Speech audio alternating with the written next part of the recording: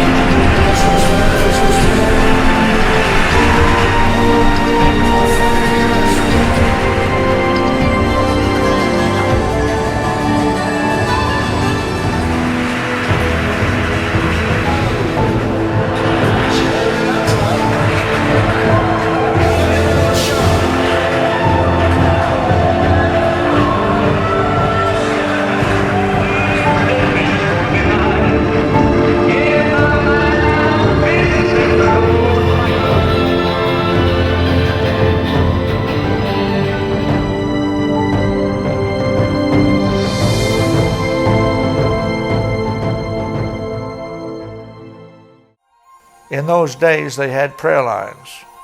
They would form them at the end of the meeting without asking. You didn't invite them, they just did it. It was during that time in 1965 that we were in a town of Weston, West Virginia, when the gift of healing kicked in my life. I'd been praying for the sick now for 4 years and nobody ever got healed. And this revival where I prayed for this boy with cancer of the throat, I had my hand on his throat and I felt the cancer move and it dissolved or jumped out of his throat. I could feel it when it left. I thought it was my imagination. I said, no, that's just a quirk. But when he began to shout after having no voice at all, and his backslidden mother ran to the altar and got saved over it, came back to God, then I realized it was a miracle. Actually, it was just God testing me for 4 years to see if I was serious, because once you get a gift, you can't lay it down. You're obligated till you die to operate it. You can't escape it. You have to use it. The very next church, everybody I laid my hands on got healed. The next church the same way, the next church the same way. Like a dam broke, like I had busted out of prison. The whole paradigm had switched. I was at some strange level.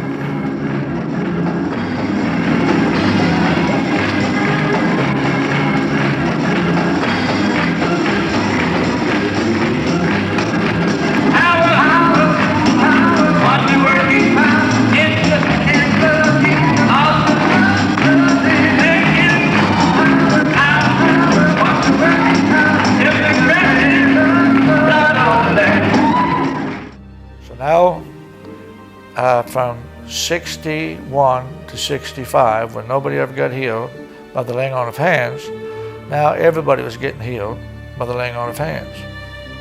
1 year later, having been another ministry, I was at Whittington. I sat under this last ministry of revelation, word of knowledge. And after that, I had to work in the second gift that I'm known for, the word of knowledge. Wasn't easy. The pressure got great. I didn't want to go to church. I thought I was fooling the people. I was making it up. I couldn't understand why everything I said was right. And I had no way of knowing that it was right. It just came to me and I spoke it and it was right. But I said, this is going to catch up with me and I am going to be ruined. My ministry is going to be ruined. I went on the second fast. And this fast was for one reason alone. Also, this one was to get rid of this nagging word of knowledge that was bugging me and pressuring me so bad, I would rather take a whip and then go to church. I didn't want to go to church because I knew what I had to face when I got there. People drove 100, 200 miles to hear from heaven, hear the word of the Lord, hear the revelation, what God had for them. As I said, I couldn't understand why I was always right, but I couldn't take the pressure of that. So in '66, this fast was conducted to get rid of the gift of the word of knowledge. Now that might seem strange to you, but even stranger it was when the word of knowledge did not leave at the end of the fast. It came stronger than ever. I said, wow, I might just well have been fasting for the word of knowledge. And from 1966 to 2010, these two gifts, which are 45 years old and 44 years old, which are the working of miracles and the word of knowledge, I vowed when the healing came, and then a year later, when the revelation came, that I would always operate them. I would always try, no matter how hard it was.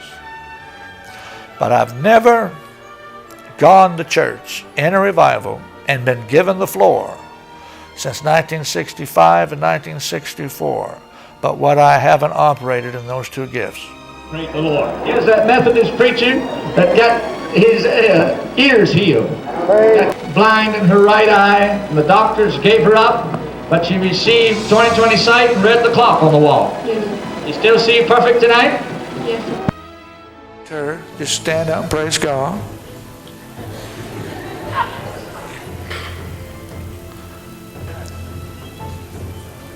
Well, no wonder she can't hear.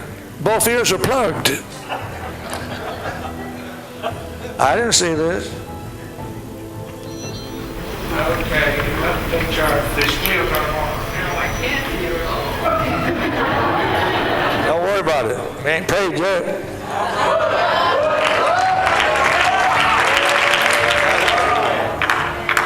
Lord Jesus, this is an old granny, but she can still have good ears for her age. In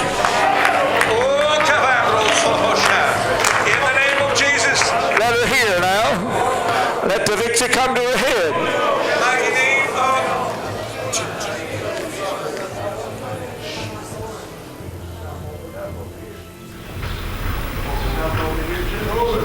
Oh yes, somewhat, yes.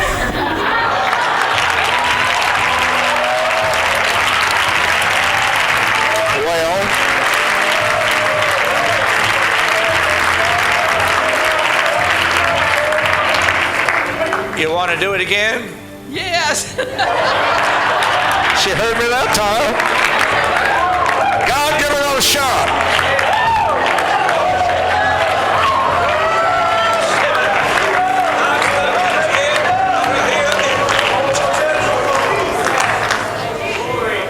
My, it did it again. I can hear. My God, she can hear. Did I pray for you already, sisters? Oh, come on down. At the risk of sounding like the price is right, come on down. Glory to God. Well, are you enjoying this? Yes. Oh, you are. Raise hands. You too are going to receive something that the first woman received. Look upon me now. In your hip joint and leg. Hip joint and leg. You want that? Now, we're going to believe God for him to grow your leg out, okay? Okay. First, the pain leaves your left side. It's gone. Everyone said, thank you, Jesus. Step again. Enough steps to check for pain in the left side. What? There's no pain in the left side. These are the people that's going to witness this. If you care enough to observe it, you better hurry those. I feel it happening already. Give me your feet.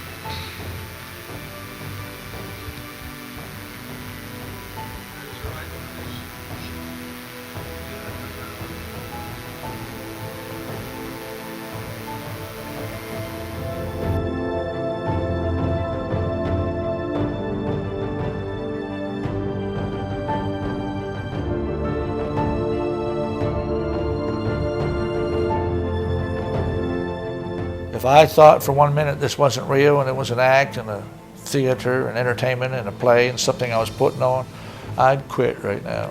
I'd never do it again. It's got to be real or I don't want nothing to do with it, because I'm standing before God one day. And that's just, I have a narrow view of things.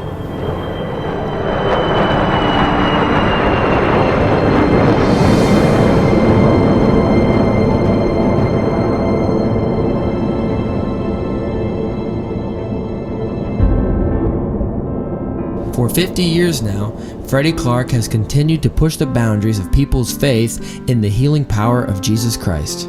I have documented over 215 others that have testified to supernatural miracles similar to these in this film. In the lifetime of his ministry, he has prayed in mass for over 5 million people worldwide and has personally, through the laying on of hands, witnessed well over 1 million healings. Many people have walked away healed, believing the power of God is real. But the question is it real to you?